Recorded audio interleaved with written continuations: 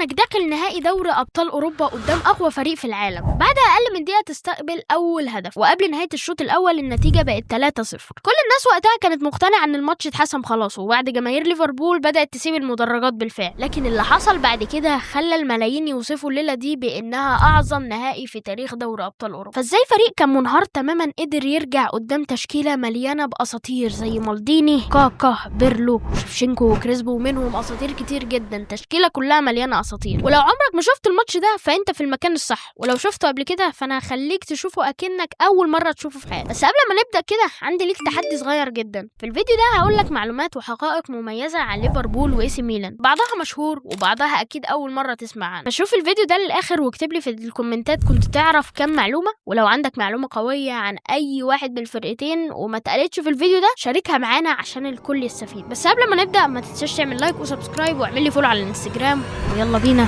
نبدا.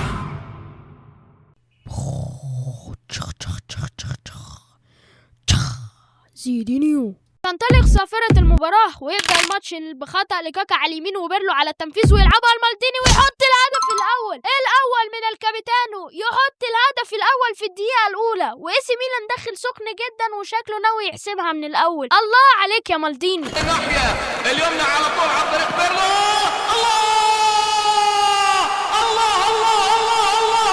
بمناسبة الهدف الأول لميلان، كنت تعرف إن في الوقت ده تشكيلة إيسي ميلان كانت أقوى تشكيلة في العالم وكانت ما فيهاش ولا غلطة، وبصراحة كده أنا شايفها أحسن تشكيلة لنادي في التاريخ. المهم كرة على اليمين مع جيرارد تقريبا يلعبها عرضية وكرة بالراس، لكن دي تصدي، وكرة عند بيرلو يلعبها لشيفشينكو حلوة قوي ويمشي، لكن المدافع الليفر يقطعها. والحقيقة إن بيرلو ده يعتبر من أحسن خطوط النص في التاريخ أصلا. وكرة للليفر تتلعب قدام لباروش ويحاول يعدي لكن ستام يطلعها. وتعرف إن ستام دي باخد فتحت قبل كده في ماتش وخيطها وكمل اللعب عادي، انت متخيل؟ المهم ركله ركنيه وبيرلو يعرضها وتحصل دربكه كده بس دوديك يمسكها، وكره هنا عند كاتوزو يلعبها كره حلوه اول شيفشينكو بس في لمسه يد. ركله ركنيه هنا للميلان يلعبها سيدورف وبيرلو تقريبا يلعبها بالراس وتخبط في المدافع، ترجع لستامي يلعبها بالراس والمدافع يحاول يطلعها لكن ستامي يشوط وتخبط في الدفاع وتطلع بره، وكره تتلعب عاليه وتروح ناحيه شيفشينكو لكن ما بيعرفش يستلمها وتطلع بره، وكره هنا عند كاكا يلعبها لشيفشينكو ما بيستلمهاش، وكره في نص الملعب يجري كاكا ويلعب لشيفشينكو ويحط جون الهدف الثاني لايسي ميلان. خلص كرة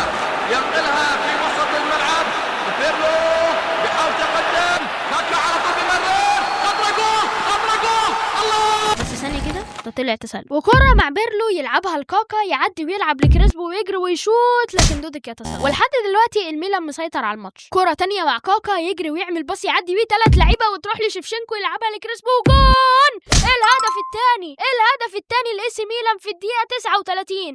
ايسي ميلان المهيمن، ايسي ميلان بيسحق ليفربول، هدف رائع جدا والباصة بتاعت كاكا رهيبة.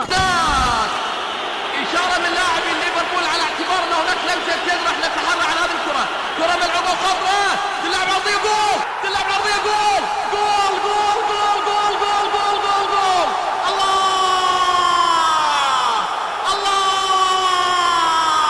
بمناسبة الهدف الثاني لإيسي ميلان، كنت تعرف ان إيسي ميلان دخل في منافسة شرسة جدا مع اليوفي على لقب الدوري وفي الاخر خرج منه مركز تاني. وفي الدقيقة 44 كرة عند بيرلو يلعبها لكاكا ويلعبها باص ياخد بوشكاش لو كان في بوشكاش الباصات وتروح لكريسبو جون لب عالمي يا ابن اللعيبة جامد قوي. 3-0 في الشوط الاول كده. إيسي ميلان بيقول لهم خلاص هاتوا الكاس من الشوط الاول وريحوا الناس. أداء وتكتيكا وانتشارا وتغطية أيضا في خط الظهر وتقدم إلى الأمام، وكرة خطرة هذه تلعب بجول الله. خلصت المباراة.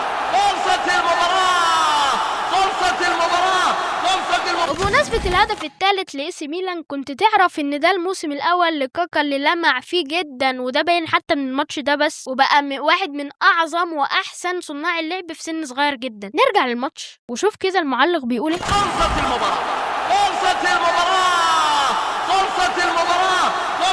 هنشوف خلصت ولا لا فعلا، بس قبل ما نشوف الشوط الاول خلص فاعمل لايك وسبسكرايب ويلا نكمل.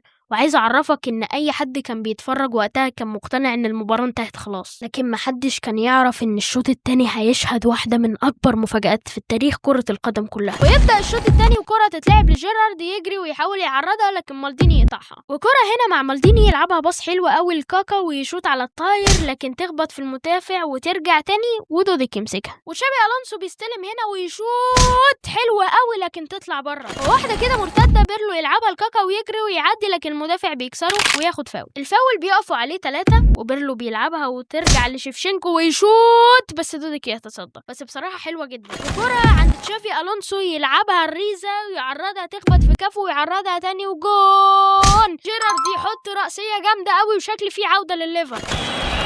محاولة في وسط الملعب ملعوبة إلى ريزا وربط الصد في كافو والمحاولة الثانية بالراس.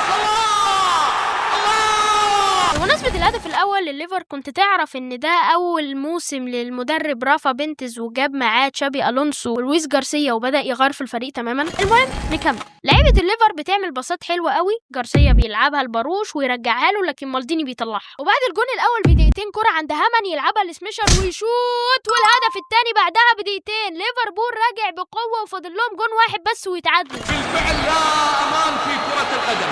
محاولة والتسديدة. بمناسبة الهدف الثاني لليفر كنت تعرف انهم محليا كانوا ضايعين جدا لدرجة انهم خلصوا الدوري في المركز الخامس تحت ايفرتون، وده عمل ازمة في الاتحاد الاوروبي عشان ما كانش ينفع يبقى البطل كده وما يتأهلش النسخة اللي بعدها، فغيروا اللوائح عشانها. المهم كرة عند كراجر يجري وبيها ويباصي حلوة قوي لباروش ويسندها بالكعب الجيرارد وضربة جزاء، شكلهم هيعملوها وهيتعادلوا. الونسو على التنفيذ ويشوط لكن تتصد وترجع تاني ويشوط، هدف التعادل. ضيع ضربة الجزاء بس لحق نفسه. الله يا ليفربول، عودة رهيبة وريمونتادا جامدة قوي. 3 أهداف في 6 دقايق بس، حاجة ما كانش حد متخيلها خالص ولا حد كان متوقعها. التعادل يدرك وتلعب.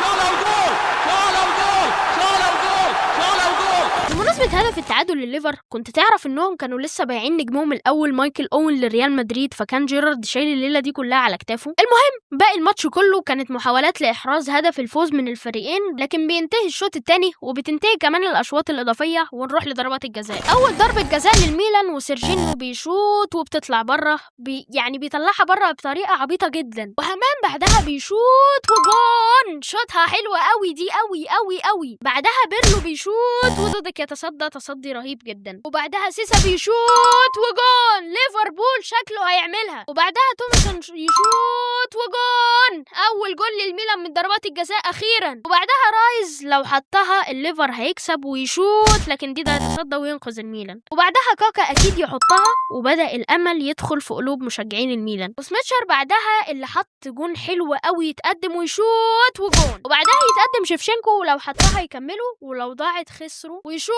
وتتصد، وفعلا الليفر بيعملها وبيكسب وعمل ريمونتادا رهيبة جدا. يعني بص، بعد الماتش ده ما ينفعش تقول ان في فقدان امل في حياتك، واوعى تفقد الامل، اوعى تفقد الامل. ريمونتادا مش طبيعية، كانوا خسرانين 3-0 في الشوط الاول. يا ربنا، انا مش عارفه انا بقول ايه والله. ماتش حلو قوي قوي قوي قوي، ويعني بص حاجة عظيمة كده، ماتش رهيب بصراحة، ماتش جامد قوي قوي قوي. ولو استمتعت بالفيديو ما تنساش تعمل لايك وسبسكرايب وتشترك في القناة اهو تاني، واكتب لي في الكومنتات ايه اعظم ريمونتادا شفتها في حياتك. ولو ناسي افكرك ان تقول لي في المعلومات اللي انا قلتها دي انت فاكر منها حاجة ولا لا، ولا عارف منها حاجة، ولو عارف معلومة قولها لي في الكومنتات، واشوفكم في الفيديو الجاي وسلام. ولو حد سألك يوما ما ايه اعظم نهائي في تاريخ دوري ابطال اوروبا وريله الفيديو ده لانه هيعرف الاجابة. واشوفكم في فيديو جديد.